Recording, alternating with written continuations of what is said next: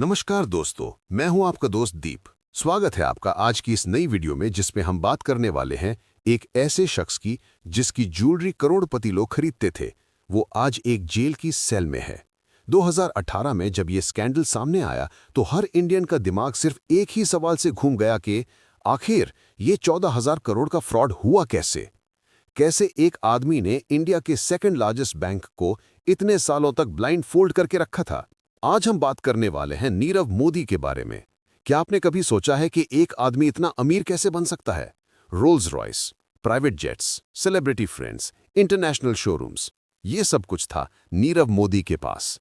और फिर almost overnight वो इंडिया का सबसे वांटेड आदमी बन गया। उसके पास क्या बचा? एक जेल सेल और एक tag, India's biggest bank fraud. ये कोई कॉर्पोरेट कॉम्प्लेक्सिटी नहीं है। नीरव मोदी की इस स्टोरी में है glamour, greed and a genius level fraud. ये है नीरव मोदी का सच, from billions to behind the bars. Nirav Modi सिर्फ एक बिजनेसमैन नहीं था, वो एक ब्रांड था। उसने 1999 में फायर स्टार डायमंड्स नाम की एक कंपनी स्टार्ट की, लेकिन असली फेम उसको 2010 के बाद मिली। उसका सिग्नेचर जादव ज्वेलरी और फ्लोरल मोटिव्स ने इंटरनेशनल मार्केट में धूम मचा दी थी। वो अमीरों के लिए लग्जरी का सिनोनिम बन चुका था। फोर्ब्स की रिच लिस्ट में नाम आया। न्यूयॉर्क, लंदन, हांगकांग में शोरूम्स खुले और बॉलीवुड सेलिब्रिटीज उसके डिजाइनर ज्वेलरी पहनकर रेड कार्पेट पे चमकते थे। उसका नेटवर्थ बिलियंस ऑफ डॉलर्स में था। लेकिन ये जो चमक थी वो असलियत में क्या थी? एक ब्रिलियंट बिजनेस माइंड या एक केयरफुली क्राफ्टेड इल्यूजन? तो आइए इस कॉम्प्लेक्स स्कैम को सिंपल शब्दों में समझते हैं कि आखिर ये सब कुछ हुआ कैसे। ये पूरा स्कैम LOU यानी कि लेटर ऑफ अंडरटेकिंग नाम के एक कागज के आसपास घूमता है। अब आप सोच रहे होंगे कि आखिर ये लेटर ऑफ अंडरटेकिंग होता क्या है। मैं बताता हूं आपको। मान लीजिए आपको फॉरेन से डायमंड्स खरीदने हैं, आपके पास कैश नहीं है, तो आप अपने बैंक से कहते हो कि भैया मेरे लिए एक गारंटी लेटर लिख दो दूसरे बैंक को, मैं बाद में पैसा दे दूंगा। और बैंक आपसे कोलैटरल लेकर ये letter of undertaking overseas banks को इशू कर देता है, जिसका मतलब होता है कि बोरोवर को लोन दे दो, अगर उसने लोन वापस नहीं चुकाया तो हम आपको पैसा वापस कर देंगे। Foreign banks in letter of undertaking की गारंटी देखकर आपको पैसा दे देता था। नीरव मोदी के केस में भी लेटर ऑफ अंडरटेकिंग इशू करने का सेम प्रोसेस था, बट एक लूप होल था उस प्रोसेस में जिसकी वजह से ये एक फ्रॉड बन गया। वो लूप होल क्या था वो मैं अभी आगे बताऊंगा आपको। अब हम वापस आते हैं केस पर। यह फ्रॉड शुरू हुआ था मुंबई के ब्रेडी हाउस ब्रांच से। ये ब्रांच PNB की फोर्ट मुंबई में है। वहीं पे मीटीसी ब्रांच 19 में काम करने वाले दो ऑफिसर्स थे, गोकुलनाथ शेट्टी जो डिप्टी मैनेजर था और मनोज खरत जो कि सिंगल विंडो ऑपरेटर था, जिन्होंने नीरव मोदी और मेहुल चोकसी की कंपनीज के लिए सालों तक fake letters of undertaking issue किए थे, जिनका कोई प्रॉपर रिकॉर्ड नहीं बनाया जाता था।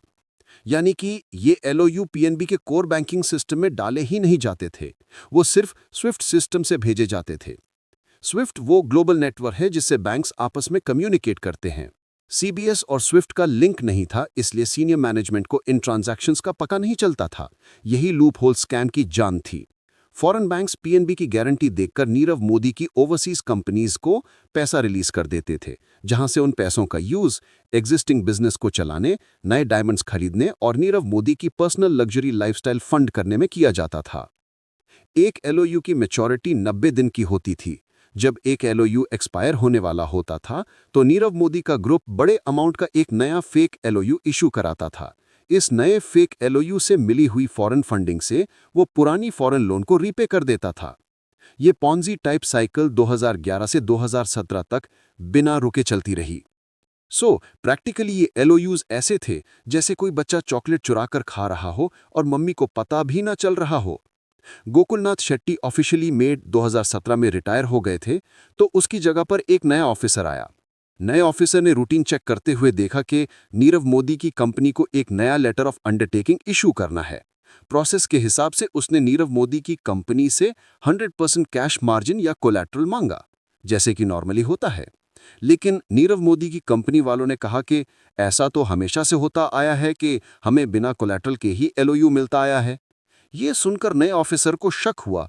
उसने सिस्टम में डीपली चेक किया और देखा कि गोकुलनाथ शेट्टी ने पहले के कोई भी रिकॉर्ड CBS यानी कि कोर बैंकिंग सिस्टम में नहीं भरे थे। सिस्टम में कोई ट्रेस ही नहीं था कि इतने सारे LOU इशू किए जा चुके हैं।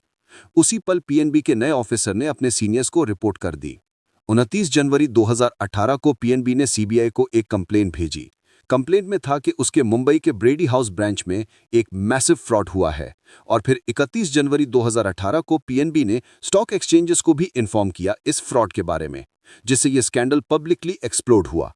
इसी दिन सीबीआई ने फर्स्ट एफआईआर दर्ज की और फरवरी की शुरुआत में सीबीआई और ईडी ने इन्वेस्टिगेशन स्टार्ट की। नीरव मोदी और मेहुल चोकसी का अर्श से फर्श तक का सफर यहीं से शुरू होता है। इंडिया में उसकी दुनिया बिल्कुल उल्टी हो चुकी थी। नीरव मोदी के स्टोर्स बंद हुए और उसकी properties, bank accounts, jewellery, cars और भी कई एसेट्स को सीज किया गया। उसका नाम एक बिजनेस टाइकून से क्रिमिनल में बदल चुका था। इन्वेस्टिगेशन एजेंसीज के मुताबिक ये फ्रॉड 2011 में शुरू हुआ था। शुरुआत छोटे अमाउंट से हुई थी, लेकिन जल्द ही इसका स्केल बड़ा होता चला गया। 2013 से 2017 ये वो टाइम था जब ये फ्रॉड अपने पीक पर पहुंच चुका था और नीरव मोदी ने अपना साथी के मिलकर पीएनबी के ब्रेडी हाउस ब्रांड से हजारों फेक एलओयूज इशू कर चुके थे। इसी दौरान नीरव मोदी की लग्जरी लाइफस्टाइल और बिजनेस भी अपने चरम सीमा पर था। सीबीआई की चार्जशीट के मुताबिक आखिरी फेक एलओयू मार्च 2017 में इशू किया गया था। गोकुलनाथ शेट्टी मई 2017 में रिटायर हो गए, तो उसके बाद नए एलओयू इशू नहीं हो पाए। शुरुआत में पता चला कि फ्रॉड का अमाउंट 11,400 करोड़ है, लेकिन जल्द ही पता चला कि असली अमाउंट तो 13,600 करोड़ था और बाद में ये अमाउंट बढ़कर 14,000 करोड़ प्लस हो गया। ये अमाउंट इंडिया के छोटे-मोटे स्टेट्स के एनुअल बजट जितना था। इससे इंपैक्ट ये पड़ा कि पीएनबी का शेयर प्राइस 50% से ज्यादा गिरा। बैंकिंग सेक्टर के शेयर्स क्रैश हो गए। पब्लिक का गवर्नमेंट बैंक्स पर से भरोसा टूट गया। मीडिया और पार्लियामेंट में ये एक बड़ा मुद्दा बन गया। सवाल ये था कि रेगुलेटर सोया कहां था, बैंक का इंटरनल ऑडिट क्या कर रहा था।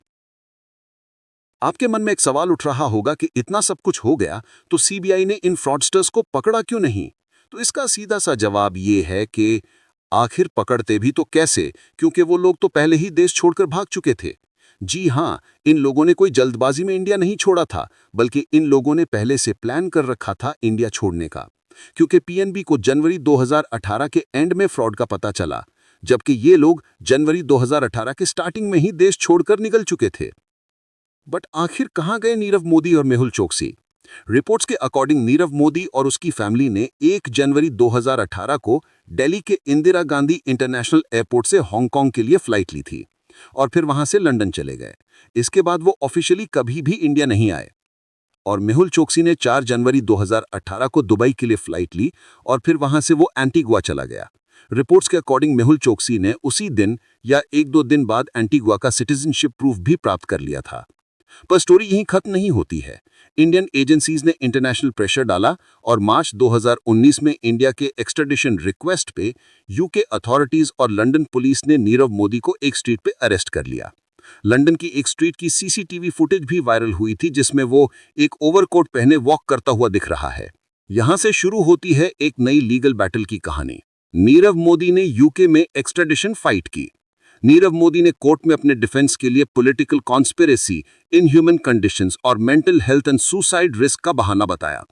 यूके की मजिस्ट्रेट कोर्ट ने और बाद में हाई कोर्ट ने उसे इंडिया एक्स्ट्राडाइट करने का ऑर्डर दे दिया। जज ने कहा कि एविडेंस ओवरवेलमिंग है और उसको इंडिया में फेयर ट्रायल मिलेगा। नीरव मोदी ने लास्ट ऑप्शन के तौर पर यूके सुप्रीम कोर्ट से अपील की परमिशन मांगी, बट नवंबर 2023 में यूके सुप्रीम कोर्ट ने उसकी अपील सुनने से साफ मना कर दिया है और अभी वो लंदन की वॉन्ड्सवर्थ जेल में बंद है। मेहुल चोकसी की बात करें तो उसने 2017 में एंटीगुआ की सिटीजनशिप ले ली थी। अब एंटीगुआ की गवर्नमेंट भी उसका सिटीजनशिप कैंसिल करना चाहती है, लेकिन चोकसी कोर्ट में उस डिसीजन को चैलेंज कर रहा है।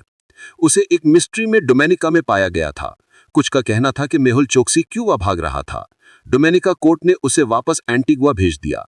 मेहुल चोकसी का कहना है कि उसे एंटीगुआ से उठाकर लाया गया था और टॉर्चर किया गया था। इस किडनैपिंग के क्लेम ने पूरी एक्सट्रेडिशन प्रोसेस को और कॉम्प्लिकेट कर दिया है। In short, Nirav Modi's return to India is now a matter of when, not if. For Mehul Choksi, the legal battle is far more protracted and his return to India remains uncertain. तो नीरव मोदी की ये story हमें क्या दिखाती है? PNB को massive financial loss उठानी पड़ी, उसके कई एम्प्लॉइज सस्पेंड किए गए। स्कैम ने हाईलाइट किया कि इंडिया के बैंकिंग सिस्टम में इंटरनल कंट्रोल्स, ऑडिट प्रोसेसेस और टेक्नोलॉजी इंटीग्रेशन कितनी वीक थी। आरबीआई ने बैंक्स को स्ट्रिक्टली ऑर्डर दिए कि अब से स्विफ्ट ट्रांजैक्शंस को ऑटोमेटिकली कोर बैंकिंग सिस्टम से लिंक करना होगा। ड्यू डिलिजेंस और मॉनिटरिंग को टाइटन किया गया।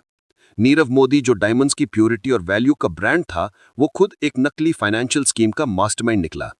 वो बिलियनियर जो सेलिब्रिटीज का फेवरेट था, आज एक फॉरेन जेल का इनमेट है। Life is truly stranger then fiction. आपके क्या विचार हैं इस मामले में? क्या नीरव मोदी को जल्दी से इंडिया लाकर सजा मिलनी चाहिए? आपके हिसाब से इस स्कैम का असली गुनहगार कौन है? नीरव मोदी, बैंक के करप्ट एम्प्लॉइज या weak banking system? Comment section में अपनी राय जरूर बताएं। आपकी राय हमारे लिए बहुत इंपॉर्टेंट है। वीडियो अच्छा और इन्फॉर्मेटिव लगा हो तो लाइक कीजिए और दूसरों के साथ शेयर कीजिए। अगर आप ऐसी ही डिटेल्ड फाइनेंशियल मिस्ट्रीज और व्हाइट कॉलर क्राइम की स्टोरीज पसंद करते हैं तो हमारे चैनल को सब्सक्राइब करें और बेल आइकन को दबाना ना भूलें। नीचे डिस्क्रिप्शन बॉक्स में हमारे दूसरे वीडियोस के भी लिंक हैं, आप उन्हें भी चेक कर सकते हैं। आपका बहुत बहुत शुक्रिया। मिलते हैं आपसे अगले वीडियो में किसी नए टॉपिक के साथ। तब तक के लिए धन्यवाद। जय हिंद।